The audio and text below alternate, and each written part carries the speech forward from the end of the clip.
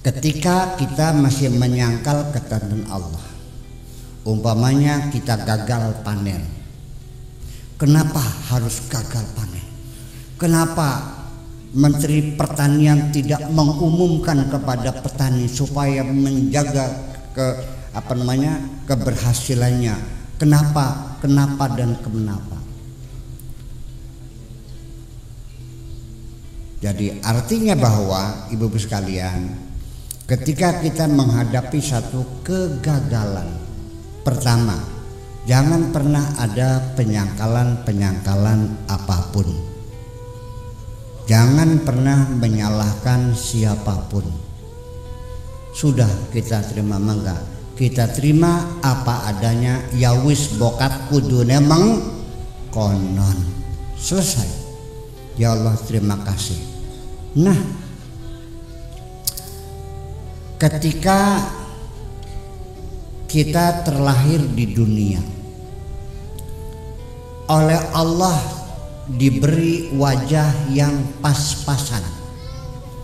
Hidungnya asal menonjol sedikit kayak wudun. Sudah terimalah, alhamdulillah saya dikasih hidung. Masih ada bolongannya, lumayan buat ambekan. Alhamdulillah, selesai. Begitu kita tidak pasrah pada Allah, menyangkal ketentuan Allah, kenapa aku terlahir tidak cantik? Ini akan menjadi beban penderitaan seumur hidup. Ya, akan kehilangan percaya diri, akan kehilangan semangat, dan kita akan terjebak dalam psikopat namanya minderwater kompleks, menjadi kecil hati, menjadi tidak punya keberanian, menyesali. Kita terlahir dari keluarga miskin, nggak usah bertanya kenapa aku terlahir dari keluarga miskin. Sudah, alhamdulillah saya dikasih kesempatan untuk lahir ke dunia. Yang dikasih otaknya nggak cerdas, pas-pasan, alhamdulillah masih bisa cewek dewek. Selesai. Begitu kita menyesali apapun yang terjadi apapun, apa yang terjadi, ini bisa menimbulkan psikopat. Kita menjadi menderita. Paham Bu, menderita? Hidupnya tidak nyaman, selalu menyalahkan orang lain. Begini logikanya, kalau kita selalu menyalahkan orang lain, ini dapat dipastikan berarti orang itu tidak pernah mengakui bersalah. Setiap kegagalan jangan pernah mencari kambing yang berbulu hitam. Lebih baik kita introspeksi di mana letak kesalahannya. Kalau kita menyalahkan orang lain, itu berarti kita tidak pernah merasa bersalah. Kalau orang tidak merasa bersalah, pertanda dia tidak mau memperbaiki diri. Percaya atau tidak? Yang salah orang lain. Dan ini tidak menyelesaikan persoalan, malah menimbulkan kemarahan orang lain yang dijadikan kambing hitam dan menimbulkan permusuhan. Persoalannya tidak selesai, malah menimbulkan persoalan baru. Ada seseorang, kita cerita dulu, bagaimana supaya kita pasrah terima kepada Allah Subhanahu wa Ta'ala. Dan jangan menyalahkan orang lain. Jangan gara-gara kamu, gara-gara banyak gara-gara. Lebih baik kita jujur saja, ya sudahlah, apapun sebab yang dilakukan orang lain, kita jangan menyalahkan orang lain. Tidak etis dalam beragama menyalahkan orang lain. Karena kita selalu menyalahkan orang lain, maka kita menjadi menderita. Ya, jiwa kita tidak tenang. Ada anak sekolahnya tinggi, sarjana, tapi dia tidak mampu mengambil keputusan dalam hidupnya. Milih istri saja nggak kawin-kawin, kader bisa milih ya. Iya. untuk mengerjakan sesuatu dia gagap, seperti ada kecemasan dan ketakutan, inferiority complex, merasa dirinya rendah diri. Setelah kita korek-korek sebabnya apa, ini kita diagnosa tentang psikologi dia, mengapa jadi menjadi gagap, tidak punya keberanian mengambil keputusan. Bu, sengsara. Percaya enggak?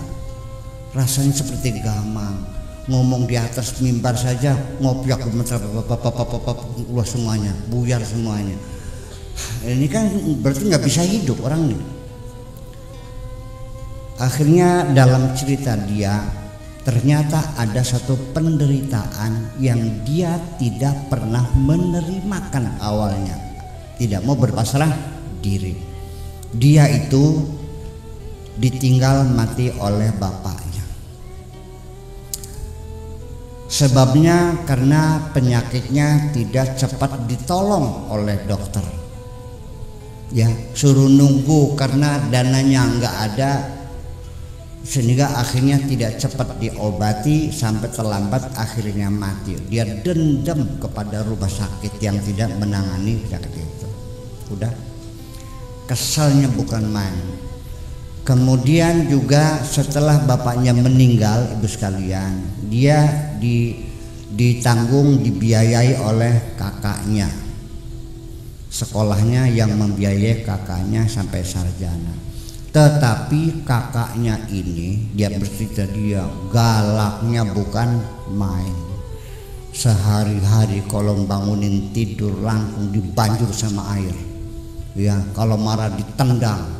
Dia tersiksa hidupnya karena orang kakaknya itu sangat ganas sekali. Ditendang, ditampak, ditonjok begitu.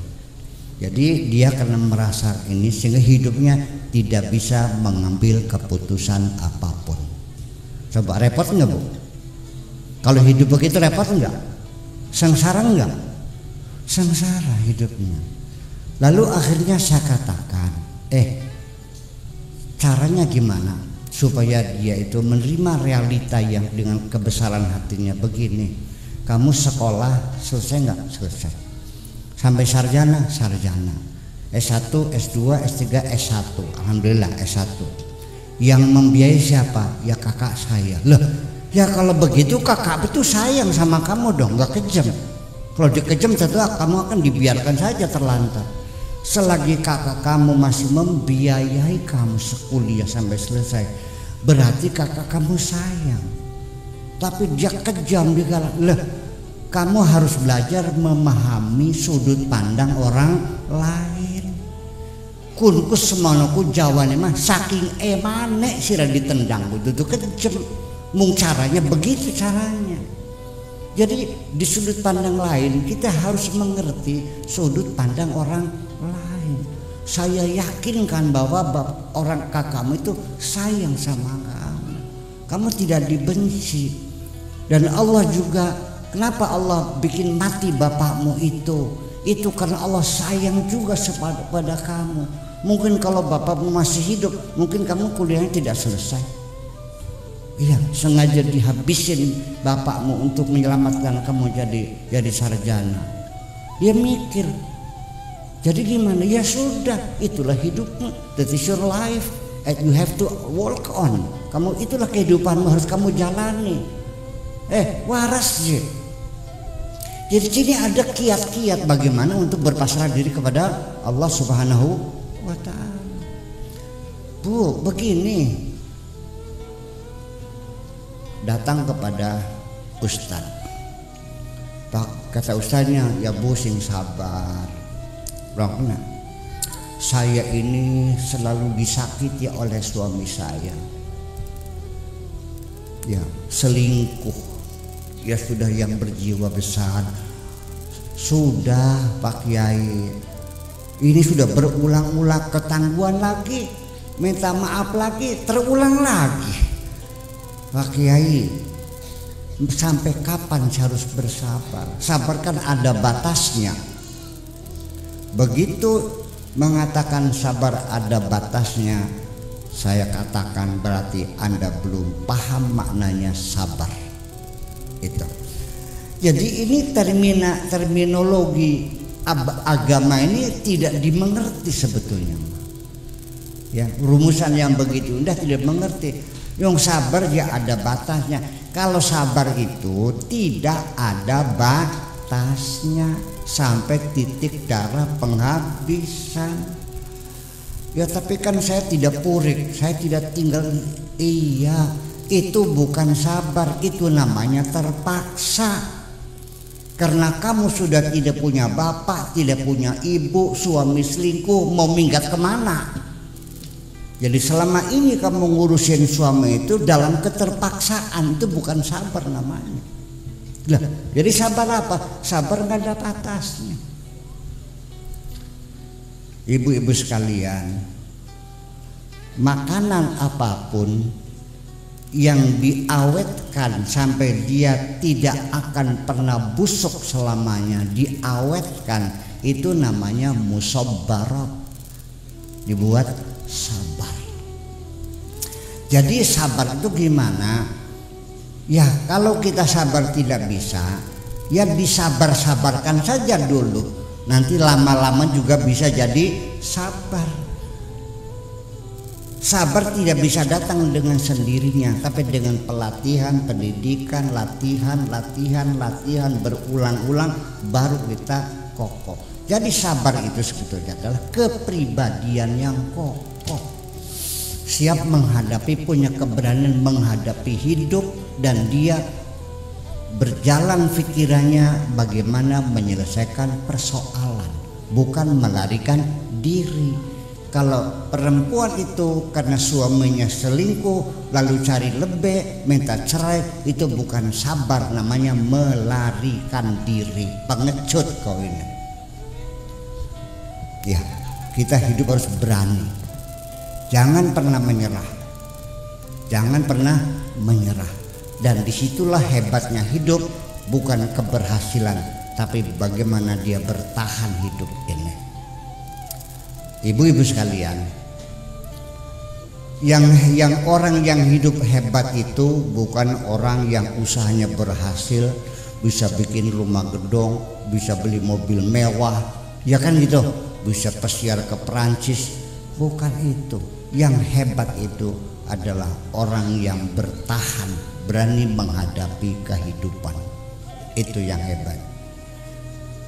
Allah menjanjikan orang sedekah dibayar, orang sholat dibayar. Dengerin dulu, orang infak dibayar oleh Allah. Wa ma anfaqtum min syai'in fahuwa yukhlifuhu. Apapun yang kau nafkahkan akan dikasih ganti oleh Allah. Tapi orang yang sabar, Allah tidak memberikan penggantian apapun, tapi Allah mengatakan orang yang bersabar bersamaku. Kebersamaan dengan Tuhan, innallaha ma'asa sabirin. Paham kita ngomong gitu. Perempuan di rumah saya nyuci piring, ngepel, nyetrika, masak, tak bayar karena status dia adalah bujang. Betul? Berapa sebulan? 3 juta. Akhir bulan nih duitnya. Setiap hari saya suruh ngepel, nyuci baju, nyetrika, nyebokin anak, ini terus hari. Akhir bulan 3.000. Itu orang yang bekerja. Tetapi siapa yang di kamar bersamaku? Tahu nggak? Adalah kekasihku. Paham dikit nih? Orang yang bersabar tidak dibayar, tapi kebersamaan dengan Allah Subhanahu wa ta'ala. Innallaha ma'as sabirin. Paham? Man kadim ini petani nanem padi, dimakan kelowor, di traktor lagi, nanem lagi, dimakan keong emas, di traktor lagi, ditanam lagi, kena sundep, di traktor lagi kena apa bengok.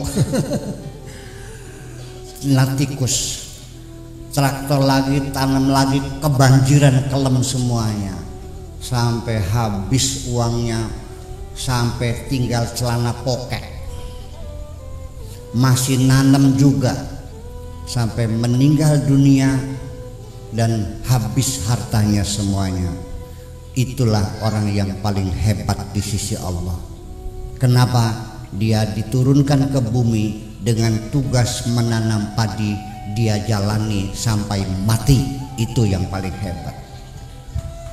Paham? Saya tidak bangga dengan orang yang kaya, dengan orang yang cerdas, ulama yang nggak ada urusan.